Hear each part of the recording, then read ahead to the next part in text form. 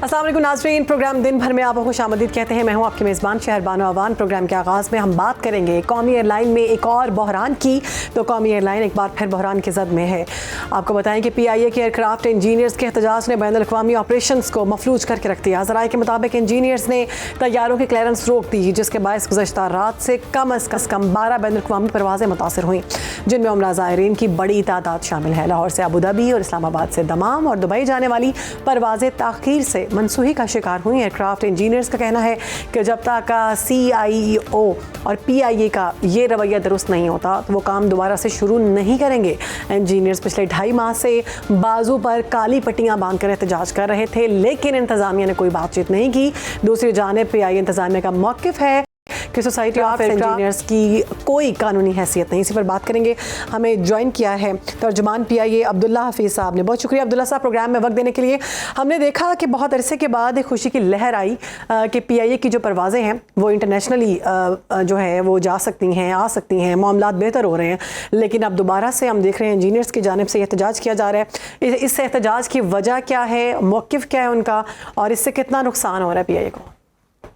बहुत शुक्रिया शहर Bano and thank you for inviting me to the show. देखें, हमें ये देखना पड़ेगा कि जो उनका बुनियादी तौर के पर मुतालबा है वो तो निजकारी के खिलाफ है। आप जिस अच्छी तरीके से जानते हैं कि PIA जो है वो निजकारी के एजेंडे के ऊपर है, और अब दूसरी अटेम्प्ट जो है वो अपने हतमी मराहिल के ऊपर पहुंच गई है, और मेरे ख्याल में अगले 10 या 15 दिन के अंदर PIA का जो बिड्स हैं वो मुतवक्के हैं, और प्राइवेटाइजेशन कमीशन उस पर बड़ी तंदही से काम कर दी।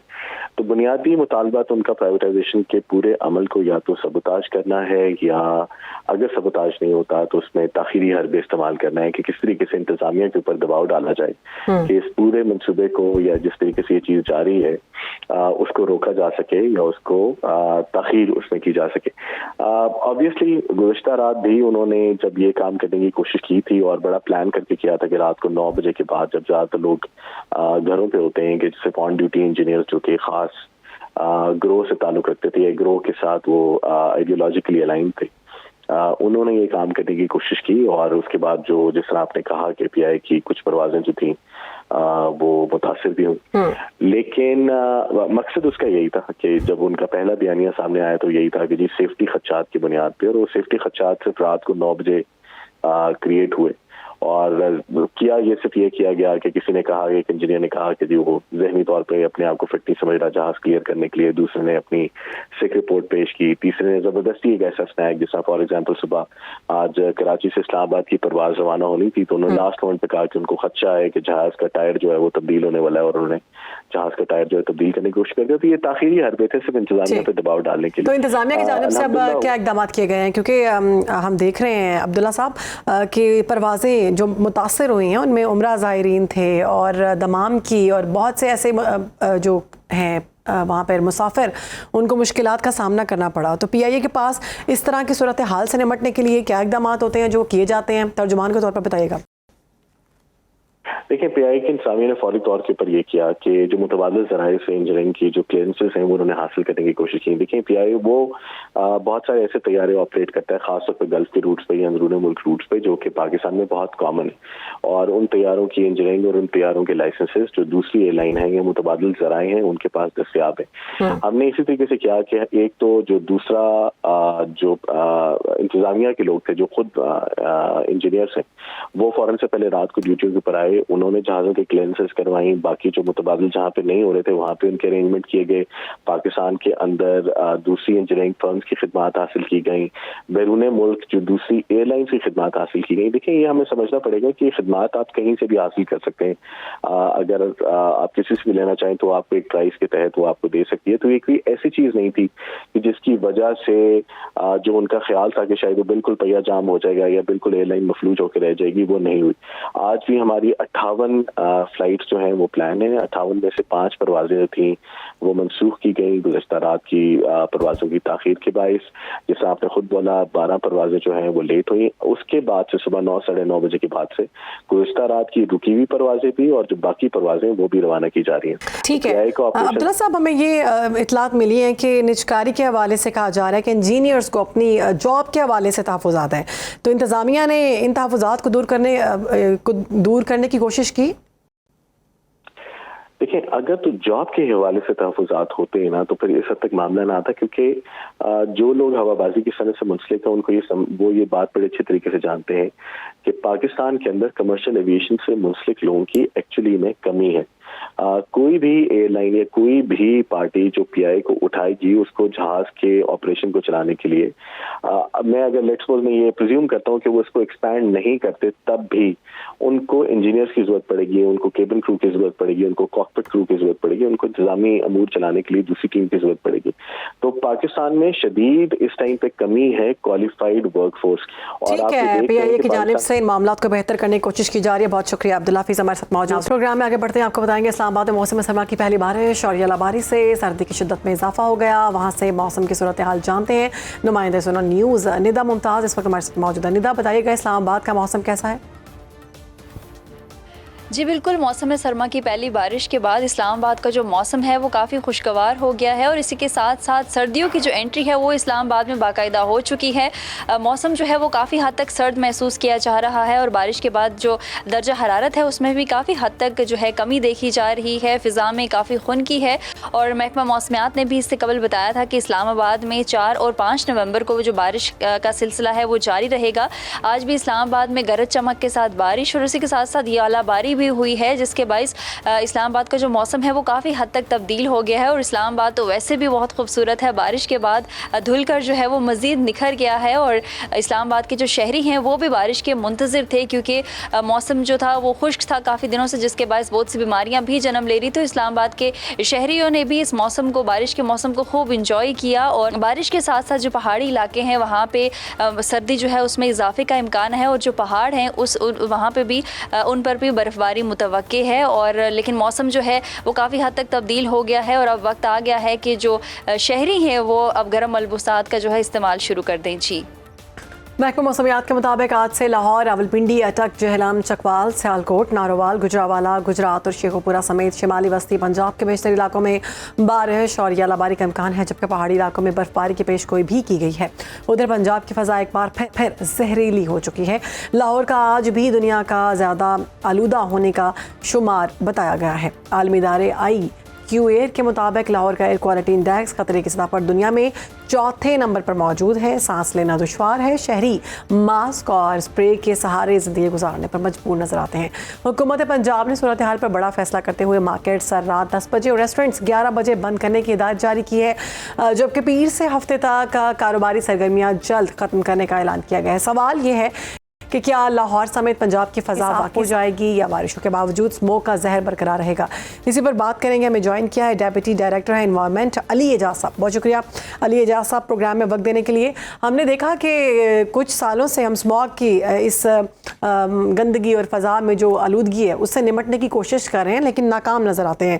مارکیٹس بند کی جاتی ہیں, ریسٹورنٹس بند کی جاتے ہیں. آپ سمجھتے ہیں کاروباری یہ مراکز بند کرنے سے اسموک کی جو شدت ہے اس میں کمی آئے گی؟ دیکھیں گورنمنٹ کی طرف سے ابھی کوئی جو ریسٹورینٹس ہیں مارکیٹس بند کرنے کی ڈائریکشن نہیں ہے. یہ ہائی کورٹ کی ڈائریکشن ہے. یہ اسموک کے حوالے سے نہیں ہے, اٹس اے جنرل ڈائریکشن اور ان کی ڈائریکشن ہے کہ ایئر اراؤنڈ آپ جو ریسٹورینٹ اور مارکیٹس ہیں ان کی ایک ٹائمنگ مقرر کر دیں. اس کا اسموک سے کوئی لینا دینا نہیں. نہ انوائرمنٹ ڈپارٹمنٹ نے ابھی کوئی ایسی ایمرجنسی نافذ کی ہے کہ مارکیٹس کو بند کیا جائے early. It's an high court order جس کے اوپر ڈی سی صاحب نے کمٹمنٹ دی ہے کہ وہ بالکل امپلیمنٹ کریں گے اور وہ ایئر اراؤنڈ کے آرڈر ہیں, صرف اسپیسیفک اسموک سیزن کے لیے نہیں ہے. ٹھیک ہے. اچھا, فیکٹریوں میں ہم دیکھتے ہیں وہاں پہ آلودگی ہوتی ہے, بھٹوں کا دھواں اور گاڑیوں سے نکلنے والا جو دھواں ہے یہ سب سے بڑی وجہ قرار پاتا ہے اسموک کے حوالے سے. اس حوالے سے آپ کے ادارے نے ابھی تک کیا اقدامات کیے ہیں؟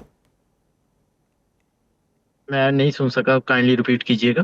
ہم نے دیکھا کہ فیکٹریز اور بھٹوں میں جو دھواں نکلتا ہے, جو گاڑیوں سے دھواں نکلتا ہے وہ زیادہ متاثر کرتا ہے نا اسموک کو اور گاڑیوں موسم سے کو. نکلنے والا دھواں جو تقریباً لاہور کے اندر 80% کے راؤنڈ اباؤٹ پولوشن کا کاز بنتا ہے. جی تو اس کے لیے آپ دیکھیں تو ایک تو 7 نومبر کی ڈیڈ لائن دے دی گئی ہے تمام HTV گاڑیوں کو کہ وہ لازمی طور پہ وک سرٹیفکیشن کروا لیں, کیونکہ اس کے بعد کسی گاڑی کو لاہور کے اندر نہیں چلنے دیا جائے گا جو HTV ہے وداؤٹ وک سرٹیفکیشن. اس کے بعد اگر آپ دیکھیں تو ہم نے تقریباً 3 لاکھ کے قریب گاڑیوں کی ETS ٹیسٹنگ کی ہے، اور ہم نے 15 نومبر از دی ڈیڈ لائن. 15 نومبر کے بعد کوئی بھی LTV گاڑی جس کے اوپر ویک سرٹیفکیشن نہیں ہوگی اس کو بھی نہیں چلنے دیا جائے گا. تو جی گورنمنٹ سیریس اسٹیپ لے رہی ہے انفورسمنٹ کی طرف. دوسری طرف اگر آپ دیکھیں تو پہلی مرتبہ الیکٹرک بائکس کے اوپر 1 لاکھ کی سبسڈی گورنمنٹ کی طرف سے دی جا رہی ہے. ہوں اور اگر آپ کوئی بھی آپ دیکھیں تو بسیز جو ہیں ان کو الیکٹرک کر دیا گیا. 1100 کے قریب الیکٹرک بسیز پرچیز کی جا رہی ہیں. کسی ڈیزل گاڑی کو یا پیٹرول بس کو پرچیز نہیں کیا جا رہا. تو سارے انفراسٹرکچر کو کوشش کیا جا رہا ہے کہ الیکٹرک پہ شفٹ کیا جائے. تو یہ ایک میسیو چینج ہے. It will take some time. ظاہر ہے پورا جو فلیٹ چینج ہونا ہے تقریباً 60 لاکھ کے قریب گاڑی ہے لاہور میں. It will take 3 4 5 years. جب یہ تمام گاڑیاں یا میکسیمم گاڑیاں الیکٹرک کی طرف آ جائیں گی یا اس کے اوپر ہائیبرڈ پہ آ جائیں گی تو انشاءاللہ آپ دیکھیں گے کہ میسیو ریڈکشن ہو جائے گی لاہور کی جو پولوشن ہے اس کے اندر. بالکل ٹھیک ہے. اچھا علی صاحب یہ بھی کہیے گا کہ ہم نے دیکھا کہ پچھلے مہینے سے لاہور کی فضا میں ایئر گنز جو ہیں اسموک سے بچاؤ کے لیے استعمال کی جا رہی تھی. انہوں نے کوئی کام کیا؟ کوئی کام آئی وہ؟ اس کے علاوہ ہمیں یہ کہیے گا کہ بارشوں کا کہا جا رہا ہے بارشیں ہوں گی یا اللہ باری ہوگی، کیا وہ اسموگ کی شدت میں کمی کا باعث بن سکتی ہے؟ جی اللہ کا بڑا کرم ہے جی. اس دفعہ کوئی 1000 کے قریب AQI نہیں گیا. ابھی برا تو ہے AQI جو تقریباً 200 250 کے قریب ہے یا میکسیمم 300 تک گیا ہے. پچھلے سال اسی سیزن میں AQI 1000 کے قریب جا چکا تھا جس کی وجہ سے ہمیں ایمرجنسیز لگانا پڑی تھی. مگر اس دفعہ جی AQI 300 کراس نہیں کیا. اسموک گنز بالکل افیکٹو ہوئی ہیں جی. یہ اسپاٹ جو ہمارے AQI ہاٹ اسپاٹ ہیں ان کو کلیئر کرنے کے لیے ہم نے ان کو یوز کیا. اور جن ایریاز میں پروجیکٹس چل رہے ہیں یا ایسی کوئی آپ دیکھیں کوئی کاروائی. ٹھیک ہے. علی اعجاز صاحب سے رابطہ کرنے کی کوشش کی جانب سے یہ کہنا تھا کہ اقدامات کیے جا رہے ہیں، کوشش کی جا رہی ہے کہ اقدامات کر کے اسموگ سے چھٹکارا حاصل کیا جا سکے. علی صاحب اگر آپ سن پا رہے ہیں تو پنجاب حکومت نے انسداد اسموگ مہم جو ہے وہ تیز کرنے کا حکم دیا، اعلان بھی کیا. مگر لوگ یہ پوچھ رہے ہیں کہ یہ جتنی بھی مہم چلائی جا رہی ہے یہ بڑے شہروں میں چلائی جا رہی ہیں، کیا عام دیہی علاقوں میں بھی کوئی اقدامات کیے جا رہے ہیں آپ لوگوں کی جانب سے؟ دیکھیں جن بھی ایریاز میں اسموک کے ایشوز ہیں ان پہ افیکٹولی کام کیا جا رہا ہے. اگر آپ دیکھیں تو اسٹبل برننگ پہ بڑا میسیو کام کیا گیا. اور آپ دیکھیں تقریباً 30 to 40% اسٹبل برننگ پاکستان میں صرف رہ گئی ہے.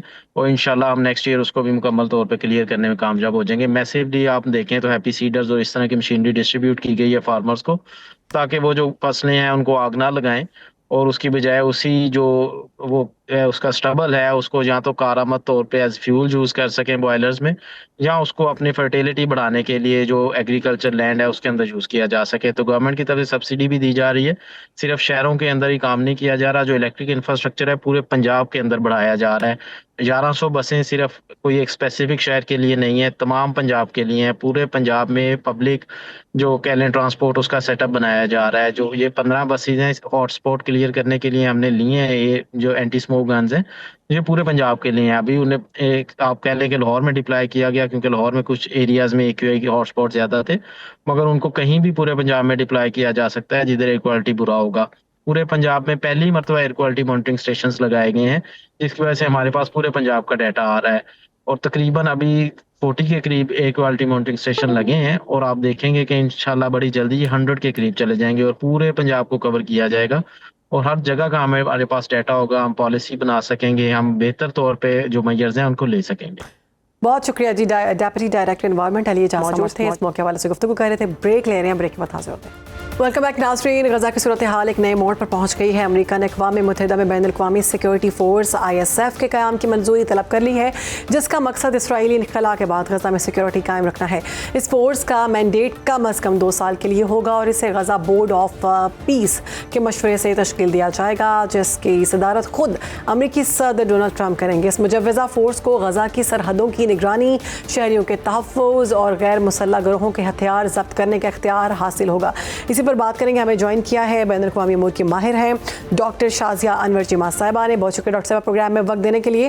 ڈاکٹر صاحبہ، امریکہ جو ہے اس کی زیر قیادت انٹرنیشنل سیکیورٹی فورس کا جو تصور سامنے آ رہا ہے، آپ کے نزدیک امن قائم کرنے کی کوشش ہے یا طاقت کے ذریعے کنٹرول کرنے کی ایک اور نئی حکمت عملی، جبکہ اسرائیل تو مخالفت کر رہا ہے اس منصوبے کی؟ یہ اسی مذاکرات کی کڑیاں ہیں جو پروپوزل جو ہے جس کو ہم بارہا پروگرام میں ڈسکس کر چکے ہوئے ہیں جس میں مرحلہ وار جو ہے وہ عمل ہوگا اور پھر کسی ایک پوائنٹ پہ پہنچتے ہوئے وہ ایک معاہدے کی شکل اختیار کر لے گا. تو اس کا پہلا مرحلہ جس پہ دونوں پارٹیز ایگری کی تھی وہ کیپٹیو کی جو ہے وہ واپسی تھی, زندہ یا مردہ.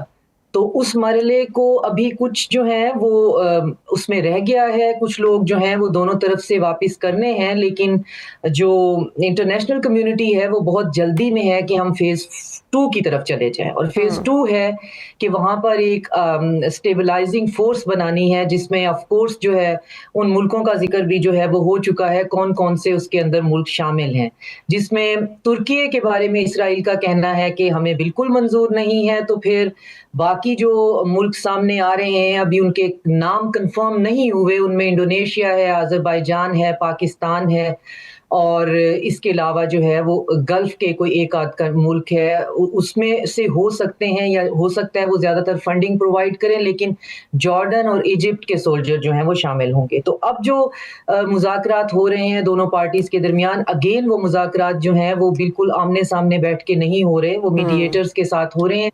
اس میں طے یہ پا رہا ہے کہ اس اسٹیبلائزنگ فورس کا فریم ورک کیا ہوگا, اور اس کو سر انجام دینے کے لیے کون کون سی ڈیوٹیز دی جائیں گی, اور یونائٹڈ نیشن سیکیورٹی کاؤنسل کے امبریلا کے نیچے آئے بغیر کوئی بھی ملک جو ہے وہاں جانے کے لیے تیار نہیں ہے, کیونکہ اس کی وجہ پھر یہ ہوگی کہ آپ کے پاس پھر جب پراپر مینڈیٹ ہی نہیں ہے تو کوئی بھی ایک آنرڈ اور ایک لیگل جو ہے وہ سوورن اسٹیٹ اپنی آرمی کو اس طرح نہیں بھیجنا چاہتی ہے. یہی ترکی کے جو فارن منسٹر ہیں انہوں نے کل جو ہے وہ ایک انٹرویو دیتے ہوئے کہا ہے کہ ہمیں بہت کلیئر قسم کا فریم ورک چاہیے کہ وہاں پہ کیا ہونا ہے.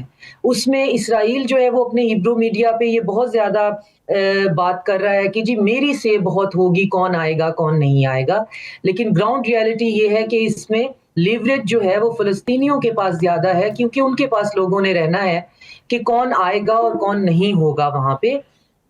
جس میں ترکی کی اگر بات ہے تو اسرائیل کو اگر پسند نہیں ہے تو مجھے یہ لگتا ہے کہ یہ بہت ممکن ہے کہ ترکی کے فوجی جو ہیں وہ بھی اس فورس میں شامل ہو جائیں. تو وہ بنیادی طور پہ وہاں پہ ہیوی مشینری جو ہے وہ لے کے آئیں گے, ان کی ایکسیس جو ہے راہداریاں کھولیں گے, ایڈ جتنی چاہیے وہ سٹارٹ ہوگی, اور جو بوگی ٹریپس ہیں ان کو کلیئر کیا جائے گا جو کہ اتنے غیر انسانی نوعیت کے ہیں کہ وہ گھروں کے اندر تو ہیں ہی, وہ وہاں پہ کھلونے جو ہیں وہ اس طرح سے پھیلائے گئے ہیں جن کے اندر جو ہیں ایکسپلوسیو ڈیوائسز ہیں جن سے بچوں کو جو ہے وہ بہت زیادہ نقصان ہو رہا ہے, جو اسرائیل وہاں پہ چھوڑ آیا ہوا ہے. تو یہ وہی ہے, اس کو مرحلہ وار مرحلہ جو ہے وہ دیکھا جائے گا. جب دوسرا مرحلہ طے ہو جائے گا تو پھر تیسرے مرحلے پہ غزہ کی ریکنسٹرکشن کے لیے بات ہو. تو اس پہ کوئی ہولسٹک معاہدہ نہ ابھی موجود ہے, نہ اس پہ کوئی بات کر رہا ہے, ہر کوئی one step at a time جو ہے وہ آگے چلنے کی بات ہو رہی ہے. تو ڈاکٹر صاحب اگر مسلم ممالک خصوصاً اگر ہم ترکی کا ذکر کریں اور پاکستان کا, اسے فلسطینی خود مختاری کے خلاف قرار دے رہا ہے, اس سارے یہ جو فورس لے کر آ رہے ہیں, کیا واقعی یہ فورس فلسطینی جو عوام ہیں ان کے لیے محافظ بنے گی, پیس کے لیے آئے گی, یا پھر قبضہ کرنے کی کوشش کی جا رہی ہے انڈائریکٹلی؟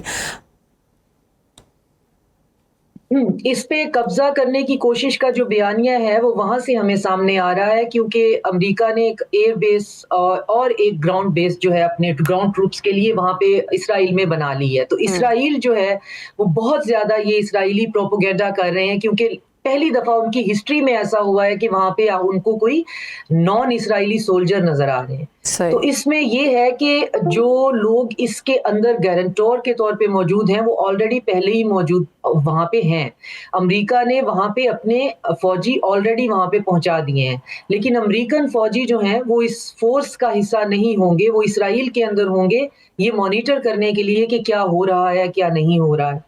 فلسطینیوں کے جو ان کے ریپریزنٹیٹیو ہیں, جو ان کا اسلامک جہاد ہے, ان کا گروپ جو ہے, یا حزب اللہ ہے, یا جو پیلسٹینین فرنٹ ہے, یہ سارے بیٹھ کر یہ ڈیسائیڈ کریں گے کہ کون جو ہے کس کے ساتھ جو ہے یہ کمفرٹیبل ہیں, اور وہی لوگ جو ہیں وہ غزہ کے اندر جائیں گے. ابھی تک کی ڈسکشن میں یہی ہے, اور وہ لوگ بھی ایک طے شدہ مدت کے لیے جائیں گے اور ایک فکسڈ مینڈیٹ کے لیے جائیں گے.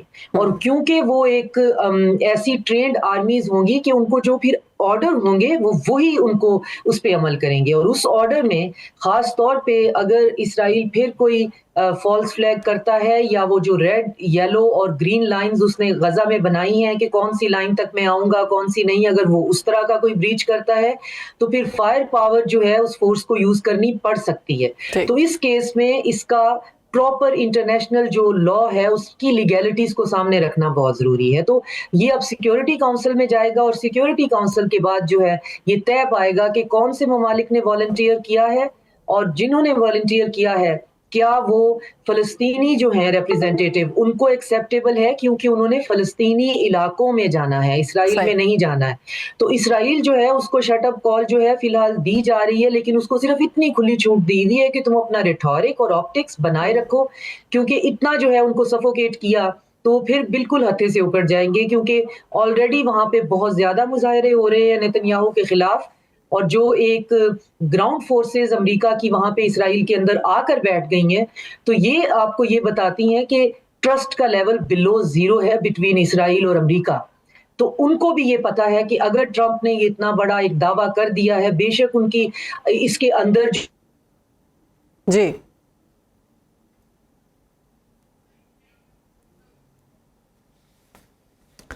ڈاکٹر صاحب آپ کی آواز ہم تک نہیں پہنچ پا رہی, کوئی ٹیکنیکل پرابلم ہے شاید اس وجہ سے, لیکن ہم نے دیکھا کہ اس معاہدے کی اسرائیل خلاف رہا ہے. امریکہ جو ہے وہ کہتا ہے جی یہ نفاذی فورس قرار دی جا رہی ہے, یہ بڑی بہتر ہے. ہم دیکھ رہے ہیں کہ اس میں غزہ کے عوام کا فیصلہ جو ہے وہ امریکہ کے ہاتھ میں ہوگا, جو کہ بالکل بھی درست نہیں ہے. مسلم ممالک جو ہیں انہوں نے اس کی مخالفت کی ہے, ترکی نے اس کی مخالفت کی ہے, پاکستان نے اس فورس بنانے کی مخالفت کی ہے. اگر مکمل طور پر باقی سارے اسلامی ممالک بھی آ جاتے ہیں تو پھر اب آنے والے دنوں میں یہ دیکھنا پڑے گا کہ کیا یہ ایک نیا بلاک بننے جا رہا ہے, جو کہ ہم دیکھ رہے تھے پہلے بھی, اور خطے کی صورتحال اس سے متاثر ہوگی یا نہیں ہوگی.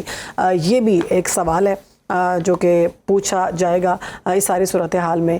ہم نے دیکھا کہ استنبول میں اسلامی اور عرب وزرائے خارجہ کا ہنگامی اجلاس بھی ہوا, جہاں پر پاکستان, ترکی, سعودی عرب, قطر, اردن, یو اے ای اور انڈونیشیا کے وزرائے خارجہ نے شرکت کی ہے اور اس سارے معاملے پر بات کی ہے. پاکستان نے اپنا دو ٹوک موقف رکھا ہے اس سارے معاملے پر بھی. ڈاکٹر صاحبہ اگر آپ سن پا رہی ہیں تو سوال یہ ہے کہ ہم نے دیکھا کہ اسرائیل جو ہے وہ ہمیشہ سے غزہ کے معاملے میں بڑا سیلفش تھا اور چاہتا تھا کہ ساری پاور جو ہے اس کے ہاتھ میں رہے, لیکن امریکہ جو ہے نظر آ رہا ہے کہ پانچوں انگلیاں جو ہے نا گھی میں ڈبو کے بیٹھا ہوا ہے, اور وہ یہ والی پاور بھی لینے کو تیار بیٹھا ہوا ہے. اب کیا سمجھتی ہیں مسلم ممالک نے اگر اس فورس کی سب نے مل کے مخالفت کی تو ایک نیا بلاک بننے جا رہا ہے, اور دوسرا خطے میں آنے والے دنوں میں پاکستان میں یا ہمارے خطے میں اس کے اثرات ہوں گے؟ دیکھیے مخالفت صرف اس بات پہ ہے, ترکی نے مخالفت کی ہے, اور مخالفت کو اگر ہم دیکھیں تو وہ یہ ہے کہ آپ فورسز بھیجنے کی بات کر رہے ہیں, اور وٹکوف اور جیرڈ کشنر باقاعدہ ان کا ظاہر ہے اس کے اندر ایک اکنامک منصوبہ شامل ہے, تو ڈس آنیسٹی کو تو ہم بالکل رول آؤٹ نہیں کر رہے ہیں. تو مخالفت یہ ہے کہ اگر فوج بھیجنے کی بات ہے, اگر آپ ہمارے ساتھ ٹرکی ہو رہے ہیں اور ہمارے ساتھ جو ہیں آپ سمجھتے ہیں کہ ہم بے وقوف ہیں, ہم سے مراد ہے کہ مسلم ممالک کا یہ سمجھنا ہے, تو پھر آپ یہ بھی سمجھ لیں کہ ہم بھی آپ کے ہاتھ میں اس طرح سے پپٹ نہیں بنیں گے کہ جس کو ایک ایسی جو ہے وہ سینٹ کام کا ایک جنرل جو ہے وہ اس کو چلا رہا ہوگا, فوجی ہمارے ہوں گے اور ہم ان کو وہاں پہ مرنے کے لیے بھیج دیں گے. اسرائیل جو ہے وہ کسی ٹیبل پہ بیٹھ کر کسی معاہدے کے چکر میں آئے گا نہیں. تو آپ اندازہ کریں کہ اگر آذربائیجان یا پاکستان کے فوجی وہاں ہوں گے تو اتنے سیزنڈ جو ہیں وہ سولجر اور اتنے پروفیشنل سولجر, تو ان کو آپ وقوف بنانا یا یہ ان کو آپ حماس کے جو القسام بریگیڈ ہے اس کی طرح تو ٹریٹ نہیں کر سکتے. تو پھر یہ صورتحال یہ ہے, بحث یہاں پہ یہ ہو رہی ہے کہ یہ پورا مسئلہ یونائٹڈ نیشن میں اور سیکیورٹی کاؤنسل میں جائے, اور جب یہ سیکیورٹی کاؤنسل میں ریٹیفائی ہو جائے گا تو پھر یہ ہوتا ہے کہ وہ امن کی عالمی فوج ہوتی ہے, وہ کسی ایک ملک کی فوج نہیں ہوتی. اور بہت شکریہ ہمارے موجود تھی بین الاقوامی امور کے ماہر ڈاکٹر صاحبہ اس سارے معاملے پر گفتگو کر رہی تھی. آگے بڑھیں گے, آپ کو بتائیں گے. ناظرین, کراچی میں ایک اور بے قابو ڈمپر نے قیمتی جان لے لی. نشتر روڈ پر رام سوامی کے قریب تیز رفتار ڈمپر کی ٹکر سے موٹر سائیکل سوار شاہزیب موقع پر جاں بحق, جبکہ اس کی اہلیہ زخمی ہوئی. حادثے کے بعد علاقے میں شدید غم و غصہ پھیل گیا. اسی پر بات کریں گے, ہمارے موجود ہیں بیورو چیف سندھ شعیب برنی. شعیب, یہ معاملہ ابھی تک رکا نہیں ڈمپرز مافیا کا؟ جی بالکل شہر بانو ایسا ہی ہے. کراچی میں رات گئے رام سوامی کے علاقے میں یہ ایک تیز رفتار ڈمپر نے ایک اور شہری کو کچل دیا. شاہزیب اس کا نام تھا اور اس کے ساتھ 2 خواتین جو تھیں وہ زخمی ہوئیں. اس واقعے کے بعد جس طرح ہوتا ہے کہ جائے وقوع پر لوگ جو ہیں مشتعل ہو جاتے ہیں اور پھر انہوں نے ڈمپر کو آگ لگائی. تو یہ واقعے کے خلاف جو ہے پھر وہاں پہ ڈمپر ایسوسیشن والے پہنچے اور وہاں پہ پھر جب ان کے اوپر حملہ ہوا تو اس کے بعد ان کی جانب سے فائرنگ وغیرہ بھی کی گئی. مسلح افراد تھے نقاب پوش جنہوں نے وہاں پہ فائرنگ کری. اور اس کے بعد اب سے کچھ دیر قبل لانڈی کے علاقے میں بھی ایک ہے مال بردار جو ٹرالر ہے اس کے نیچے آ کے ایک اور شہری کچلا گیا ہے. تو گزشتہ 18-20 گھنٹے میں کراچی میں 2 افراد موت کی وادی میں گئے ہیں صرف ان ہیوی ٹریفک کے نیچے آنے کی وجہ سے. پہلا واقعہ رام سوامی میں اور دوسرا لانڈی کے علاقے میں. لیکن شہر میں ایک طرف تو ای چلان ہو رہے ہیں اور دوسری جانب یہ ہیوی ٹریفک کے ایکسیڈنٹس ہو رہے ہیں جن سے روزانہ شہریوں کی جانیں جا رہی ہیں. تو یہ ایک بہت بڑا سوال ہے کیونکہ ایک طرف تو 25 کروڑ روپے کے چالان ہو جاتے ہیں اور ایک طرف ان ڈمپر اور ٹرالرز کو روکنے کا نام نہیں لیا جا سکا. تو یہ والی صورتحال ہے اور اس پہ کراچی کے شہری بہت زیادہ مشتعل ہیں. آج اس نوجوان کی اب سے کچھ دیر قبل کشتی والی مسجد لیاری کے قریب نماز جنازہ ادا کی گئی ہے جہاں متحدہ قومی موومنٹ جماعت اسلامی اور ایم کے حقیقی کے لوگ بھی پہنچے ہیں. ٹھیک ہے ہم دیکھ رہے ہیں کہ ای چلان کے معاملے پر بہت نظریں رکھی جا رہی ہیں لیکن حکومت میں ایسا شخص موجود نہیں ہے. ہم دیکھ رہے ہیں کہ سندھ حکومت جو ہے اس کے سر پر جوئیں بھی نہیں رنگ رہی کہ کتنے مشکلات میں وہاں پر لوگ موجود ہیں. آئے روز ہم دیکھتے ہیں ڈمپر کا شکار ہو رہے ہیں. بہت شکریہ شعیب بڑی ہمارے ساتھ موجود تھے. فیصل آباد کی خبر شامل کرتے ہیں. فیصل آباد کے سب سے بڑے دل کے اسپتال FIC میں ادویات ناپید ہو گئی ہیں. ادویات کی عدم دستیابی سے مریضوں کو اسپتال سے باہر سے ادویات خریدنے کا کہا جا رہا ہے. اسپتال میں مفت ٹیسٹ کی سہولت بھی ختم ہو چکی ہے. بے بس غریب مریض در کی ٹھوکریں کھانے پر مجبور ہے. بیورو چیف فیصل آباد شہروز عباد ہمارے ساتھ موجود ہیں. شہروز کہیے گا اس سارے معاملے کے حوالے سے. جی میں اس وقت فیصل آباد کے سب سے بڑے دل کے ہسپتال فیصل آباد انسٹیٹیوٹ آف کارڈیولوجی کے باہر موجود ہوں. ہسپتال میں اس وقت صورتحال یہ ہے کہ جو ادویات ہیں مکمل طور پر ناپید ہو گئی ہیں. جو غریب مریض ہیں جو یہاں پر آ رہے ہیں ان کو شدید مشکلات کا سامنا کرنا پڑا ہے. ایک شہری میرے ساتھ موجود ہے جو یہاں پر دوائیاں لینے آتے ہیں. آپ بتائیں کہ کیا صورتحال ہے, ادویات ملی کیا؟ بالکل صورتحال صحیح نہیں ہے. دیکھیں جی فیصل آباد میں یہ ایک ہی دل کا ہسپتال ہے. یہاں پہ بھی دوائیاں پوری طرح نہیں ملتی ہیں. ہم لوگ جب بھی آتے ہیں ایک آدھی یا 1-2 مل جاتی ہیں, باقی باہر سے وہ کہتے ہیں آپ جی جا کے باہر سے لیں. ہم کہاں سے جا کے لیں؟ عام آدمی کیا کرے؟ عام آدمی کی جیب پہ تو بہت بھاری پڑتا ہے. اگر عام آدمی باہر سے دوائیاں لے سکے تو پھر ہسپتال بھی آنے کے علاوہ بندہ پرائیویٹ بھی علاج کروا سکتا. ادویات آئیں گی تو غریب آدمی غریب مریض جو یہاں پر علاج کے لیے آتے ہیں ان کو کچھ سہولیات جو ہے وہ مل سکیں گی کیونکہ باہر جو ہے وہ مہنگے داموں دوائیاں ملتی ہیں. تو اسی لیے لوگ سرکاری اسپتالوں میں آتے ہیں. تو انسٹیٹیوٹ آف کارڈیولوجی کی طرف وزیر اعلیٰ پنجاب کو جو ہے وہ دیکھنا چاہیے کہ فی الفور یہاں پر جو مسائل ہیں اسے جو ہے وہ ختم کریں. بہت شکریہ. شہروز ہمارے ساتھ موجود تھے اور فیصل آباد کی صورتحال کے حوالے سے بتا رہے تھے. سرگودہ کا رخ کریں گے. پیرا فورس کی کارکردگی داموں تک محدود ہے. ریلوے روڈ پر تجاوزات کی بھرمار نے شہریوں کا جینا دوبھر کر دیا ہے. ہم دیکھتے ہیں کار شو روم مالکان نے سڑکوں پر ہی قبضہ جما رکھا ہے. گاڑیاں فٹ پاتھوں اور مین روڈ تک لگا کر آمد و رفت مفلوج کر دی گئی. اسی پر بات کریں گے. نمائندہ سنو نیوز علی رضا ہمارے ساتھ موجود ہیں. علی بتائیے گا کہ ان مشکلات کا سامنا ہے سرگودہ کے عوام کو. بالکل اس وقت میں موجود ہوں ریلوے روڈ پر اور یہاں پر کار شو روم مالکان کی جانب سے سڑک پر جو ہے قبضہ جما رکھا ہے. عرصہ ہو چکا ہے یہاں پر پیرا فورس جو ہے وہ بھی قائم کی گئی ہے لیکن بدقسمتی کے ساتھ ان کار شو روم مالکان کے خلاف نہ تو کارروائی کی گئی ہے جبکہ یہاں پر سڑک جو ہے مکمل طور پر ان قبضہ مافیا کے ہاتھ میں ہے. یہاں پر شہری یہ بھی مطالبہ کرتے دکھائی دے رہے ہیں کہ پیرا فورس کی طرف سے جو چھوٹے دکاندار ہیں انہیں جرمانے عائد کیے جاتے ہیں اور جو یہاں پر مافیا ہے ان کے خلاف کسی بھی قسم کی جو ہے کارروائی نہیں کی جاتی. یہاں پر شہری یہ مطالبہ کرتے دکھائی دے رہے کہ خدا را ان کار شو روم مالکان کے خلاف بھی جو ہے وہ مؤثر کارروائی کی جائے کیونکہ یہاں پر جو انہوں نے سڑکوں پر جو ہے قبضہ جما رکھا ہے جس کی وجہ سے ٹریفک کی روانی بھی شدید متاثر دکھائی دے رہی ہے. جی ٹھیک ہے. کراچی فیصل آباد اور سرگودہ کے عوام جو ہیں ہم دیکھ رہے ہیں کہ مشکلات میں گری ہوئی ہیں اور کوئی پرسان حال نہیں ہے. ہمارے پروگرام سے ہمیں دیجیے اجازت. انشاءاللہ کل آپ سے ملاقات ہوگی. اپنا خیال رکھیں. اللہ حافظ.